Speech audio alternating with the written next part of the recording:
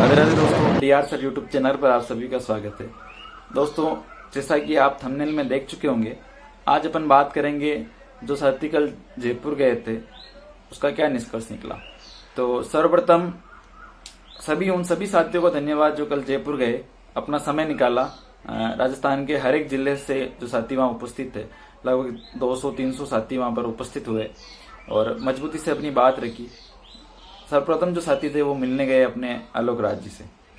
तो आलोक राज जी ने यही बोला कि भाई, आलोक राज जी को जब अभ्यर्थियों ने बताया कि भाई जल्दी से इस मजबूती से इसकी पैरवी करो और ये भर्ती जो इसको जल्दी से इस स्टे को हटाकर आगे की प्रक्रिया शुरू हो, ऐसा आलोक राज जी से सभी साथियों ने निवेदन किया। तो आलोक राज जी ने समय दिया, आलोक राज जी ने बात को समझा, सबको सुना और आलोक राज जी ने यही बोला कि भाई हम हमारा पूरा प्रयास कर रहे हैं इस भर्ती को जल्दी से जल्दी पूरा करने का। और कुछ साथियों ने फिर पूछा कि भाई जो स्टे है उसके कारण कहीं रिवाइज रिजल्ट तो नहीं होगा। तो आलोक राज जी ने ये कहा कि रिवाइज रिजल्ट इसका बिल्कुल नहीं होगा, क्योंकि जो आपत्तियां बच्चों ने लगाई है उन्हीं आपत्तियों के आधार पर ही क्वेश्चन को चेंज किया है। तो और जो डिलीट क्वेश्चन हुए उन्हीं आपत्तियों के आधार पर डिलीट किया है और जिनका आंसर चेंज हुए उनके भी, और जो आपत्तियां लगाई है, जो प्रूफ दिए थे बच्चों ने, उन्हीं के आधार पर चेंज किया है और आगे इसमें और कोई चेंज होने का कोई संभावना नहीं है, ऐसा आलोक राज जी ने बोला था। उसके बाद जो साथी थे उन्होंने क्योंकि सचिवालय में सबको जानने नहीं देते तो एक डेलीगेट बनाया और सचिवालय में जाकर जो शिक्षा सचिव महोदय हैं उनसे मुलाकात की। तो शिक्षा सचिव महोदय ने ये बोला कि जब तक जो कोर्ट का स्टे है, जब तक ये स्टे रहेगा तब तक डीवी प्रक्रिया जो है आगे कोई और समस्या नहीं आए उसके कारण ये डीवी प्रक्रिया नहीं होगी, जबकि ये बिल्कुल गलत है। क्योंकि अभी जो हाल ही में एग्रीकल्चर सुपरवाइजर का एग्जाम हुआ उसका रिजल्ट अपने बाद आया और उस पर भी स्टे है, फिर भी उसकी डीवी प्रक्रिया चल रही है। तो डीवी प्रक्रिया पर दोस्तों जो है ये स्टे कोर्ट केस का कोई फर्क नहीं पड़ता, लेकिन लग रहा है कि सरकार के स्तर पर ही इसको अटकाने का प्रयास किया जा रहा है। तो उसके बाद उन्होंने शिक्षा सचिव महोदय ने एक सुझाव दिया कि आप थर्ड पार्टी वकील कर थर्ड पार्टी बन सकते हो इस केस में।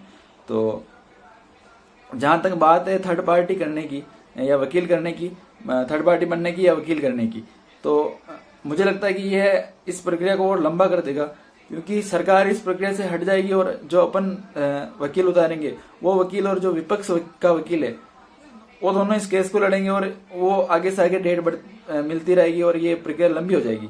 तो थर्ड पार्टी वाले वकील की बात मुझे सही नहीं लगती।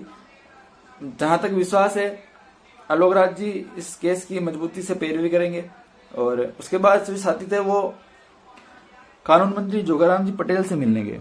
तो जोगाराम जी पटेल ने यही बोला कि भाई इस केस को जल्दी से निपटाने के लिए एजी या डबल एजी को नियुक्त करेंगे और ये जो मजबूती से पैरवी कर एजी और डबल एजी, इसका मतलब है कि सरकार खुद ही इस केस में उतर रही है। इसका मतलब यह आश्वासन जो है ये साथियों के लिए बहुत खुशखबरी की बात है कि भाई जोगाराम जी है जिन्होंने इतना तक कह दिया कि भाई सरकार एजी या डबल एजी नियुक्त कर इस भर्ती प्रक्रिया को जल्दी से जल्दी पूरा करने की कोशिश करेगी। तो अगर ये भर्ती प्रक्रिया कोर्ट स्टे हट जाता है और कोर्ट स्टे हटने के बाद अगर आगे की प्रोसेस होती है तो, और कोर्ट स्टे जल्दी से जल्दी हटता है तो ये अपने लिए अच्छी बात है। और रही बात डीवी की, तो डीवी के लिए कोर्ट केस मायने नहीं रखता। मुझे लगता है सरकार चाह रही है कि इस भर्ती को लेट करें। तो अभी अपने को क्या करना चाहिए? तो अपने को ये चाहिए कि कुछ साथी ने अभी गौतम तक जो अपने सहकारिता मंत्री है उनसे उनको ज्ञापन दिया, उनसे मुख्यमंत्री के नाम पर ज्ञापन लिखवाया।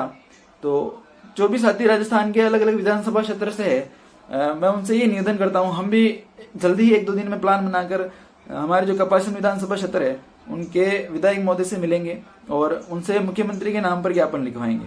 तो सभी साथी जो अपने अपने विधानसभा क्षेत्र में 4 या 5 जनों को लेके, और जितने ज्यादा जने हो तो और फायदा है, लेकर अपने अपने विधायक महोदय से निवेदन करें, उन मुख्यमंत्री के नाम से ज्ञापन दें उनको। और क्योंकि सरकार के स्तर पर अटक रही है प्रक्रिया अगर, तो मुझे लगता है कि ये अगर हर एक विधायक राजस्थान में बीजेपी के जितने भी विधायक है या कांग्रेस के जितने भी विधायक है, हर एक विधायक अगर मुख्यमंत्री को ये लेटर लिखेगा तो मुझे लगता है कि ये प्रक्रिया जल्दी हो जाएगी। तो आगे का प्रोसेस ये रहना चाहिए कि हर एक विधानसभा क्षेत्र से जो अपने साथी हैं वो अलग अलग हर एक विधानसभा क्षेत्र के विधायक से मिलो और उनको ज्ञापन दो। और रही बात डीवी की, तो डीवी के लिए जो साथी है वो जल्दी ही आगे की प्लानिंग करके शिक्षा निदेशालय में जाने की तैयारी करेंगे और हम सभी साथियों को भी उनका साथ देना है। ट्विटर भी लगातार आवाज उठाते रहना है और लगातार जैसे मुख्य सचिव महोदय उन्होंने समीक्षा भी की, तो मुख्य सचिव महोदय की जो भी पोस्ट आए उस पोस्ट पर इतने ट्वीट करने कि उनको भी लग जाए कि भाई ये भर्ती जो है साथी जो परेशान हो रहे हैं, तो हो सकता है कि उससे भी अपना काम हो जाए। क्योंकि अब अपने पास है क्या, अपन बैठे हैं तो अपने को तो करना यही है, मेल करो, जितने मेल कर सको वो मुख्य सचिव को मुख्यमंत्री कार्यालय में मेल करने चाहिए।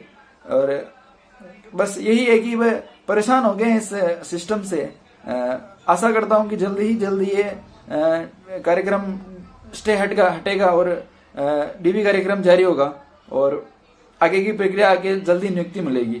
तो बालाजी महाराज से ये प्रार्थना करता हूं कि जल्दी से नियुक्ति मिले और ये बेरोजगारी का जो दुख है वो खत्म हो और अपने को सरकारी विद्यालय में बच्चों को पढ़ाने का मौका मिले। क्योंकि अभी विद्यालय में शिक्षक की भी बहुत सारी कमी चल रही है, तो सरकार को सुनना चाहिए। जल्दी ही नियुक्ति मिले इसी आशा के साथ। जय हिंद, जय भारत।